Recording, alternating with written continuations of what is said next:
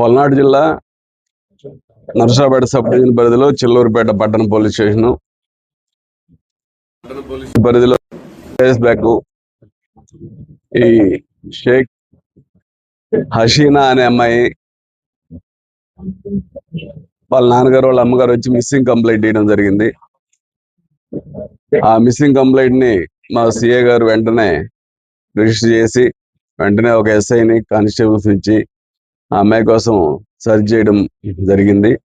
అయితే వాళ్ళ తల్లిదండ్రులతో మాట్లాడినప్పుడు వాళ్ళు కొంచెం అనుమానించారు, ఫలానా అతనితోటి కొంచెం మా అమ్మాయి క్లోజ్గా ఉంటుంది అంటే బాల సైదులు అని చెప్పి చెప్పడం జరిగింది. వాళ్ళు ఆ బాల సైదులు ఎక్కడ వాడంటే కారంపూడి మండలం ఇనపరాజుపల్లి విలేజ్.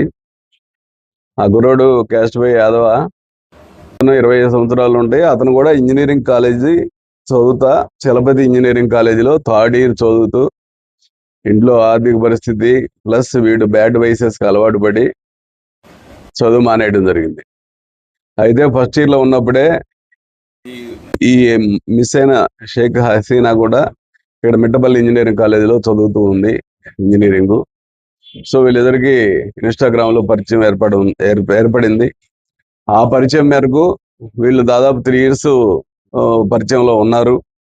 ఆ తర్వాత ఎప్పుడైతే ఏదైనా బ్యాడ్ వైసెస్కి అలవాటు పడి డబ్బులు పోగొట్టుకొని కొంత 10 లక్షల దాకా పోగొట్టాడట.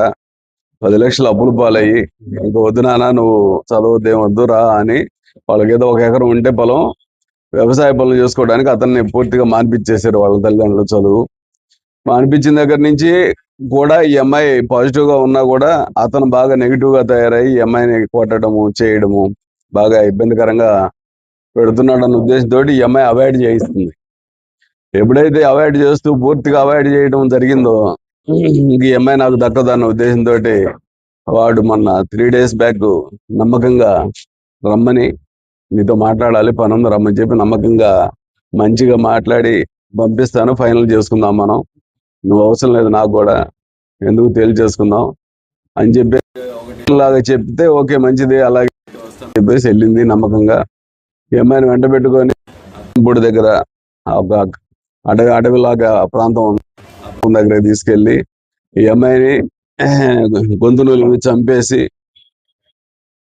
చంపిన తర్వాత వీడి ముందే తెచ్చుకున్నటువంటి ఉద్దేశపూర్వకంగా పెట్రోలు బండిలో దాదాపు ఒక 2 లీటర్లు